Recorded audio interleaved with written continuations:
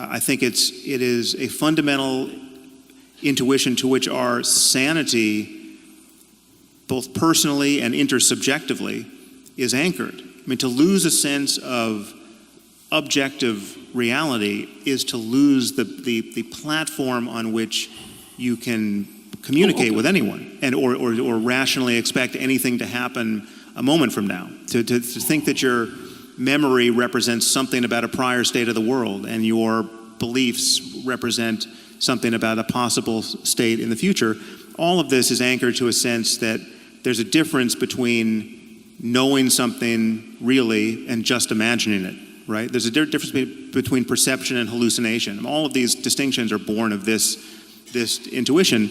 I think we do have, clearly, we have fundamental intuitions which are either impossible to analyze or can be analyzed with respect to only other intuitions, which we deem more rudimentary, upon which everything else we do as a matter of knowledge gathering and sense making is built. So the intuition that 2 + 2 makes 4, right? You at some point you learn basic arithmetic, and you learn what addition is, and it's demonstrated to you with objects, and you're shown you take 2 apples, and you take 2 more apples, and then you have 4 apples. Look, just count them.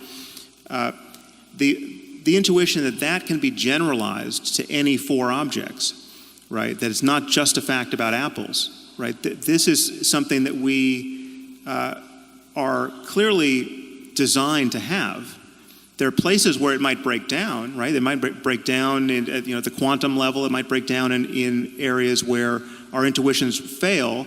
We recognize those failures in science and mathematics by recourse to other intuitions, which again are unanalyzable. But so there is just this fact that we do pull ourselves up by our bootstraps, and that's not embarrassing. I mean, so what's the difference between and I'm not trying to trap you here. I'm seriously not.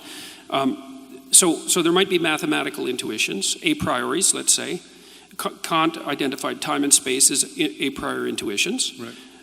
But I think there's a third category of a priori intuitions that are in fact stories, or they're personalities or stories. So let me give you an example. So I'm going to do a quick rereading of the moral landscape. So because, see, you talk about G.E. Moore's argument of infinite regress. If you claim that something's good and you equate it with something, you can also ask infinitely why the thing you're equating it with is good. Now, it seems to me that the way that you step out of that argument, and correct me if I'm wrong here, is you tell a story. I'm not trying to be smart about that. You tell 2 stories. You tell a story about someone who has an absolutely terrible life. They're in a jungle where nature is trying to kill them all the time, and while they're trying to be killed by nature, while nature is trying to kill them all the time, horrible barbaric thugs are making their life miserable in every possible way. Okay, so that's one pole, let's say. And then another pole, you identify, and these are hypotheticals, so I guess they're fictions. That's one way of thinking about it, even though they're extracted from real situations. They're meta-fictions, they're meta-truths. That's another way of thinking about it.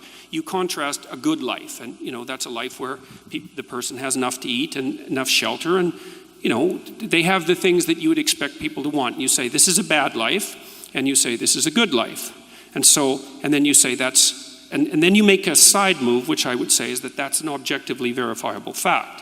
I would say, I don't think it is an objectively verifiable fact.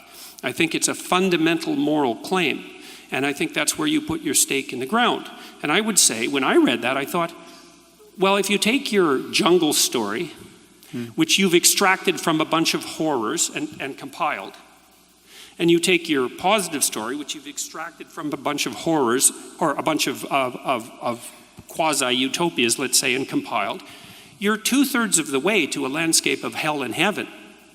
Right. Well, so then why not continue the abstraction and say, look, what we're really trying to avoid here is hell. Oh, yeah. What we're really trying to move towards is heaven. Yeah, but well, as soon as you do that, you're in a religious landscape. No, but my name for hell is...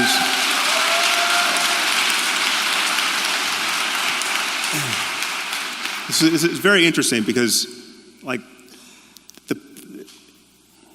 you and I were talking about this at dinner. We were talking about this at dinner and how the overlap or lack of overlap between our audiences. And so, like, I just heard from your audience there. And you might have heard from the odd convert. But what's amazing to me is, so, like, I have to do some work to figure out what point they think you made. Because, wait a second. Wait, no. Hold on.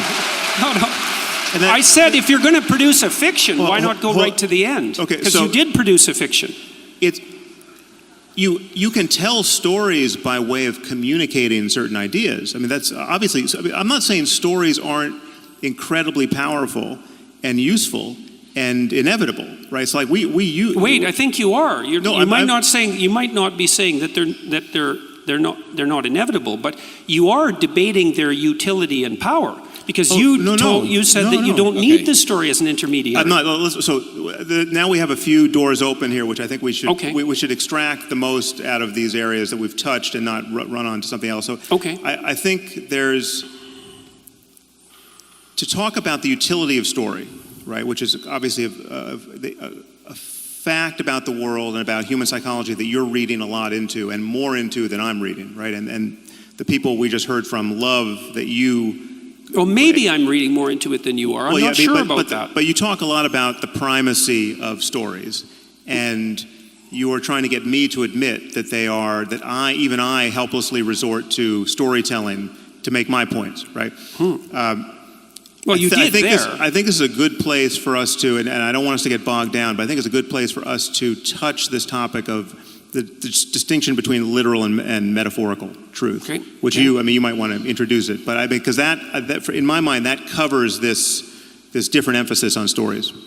Okay, briefly, but we are at 60 minutes, and we had agreed to go an hour and 15 before we start Q&A. So I agree that metaphorical truth is relevant here. Metaphorical truth is my argument that there are some things which are literally false, but if you behave as if they were true, you come out ahead of where you would if you behaved according to the fact that they are false. And so that these things hover in a kind of intermediate space. To call them false is incorrect. Right. And I hear Jordan wanting to call them true because they're so useful.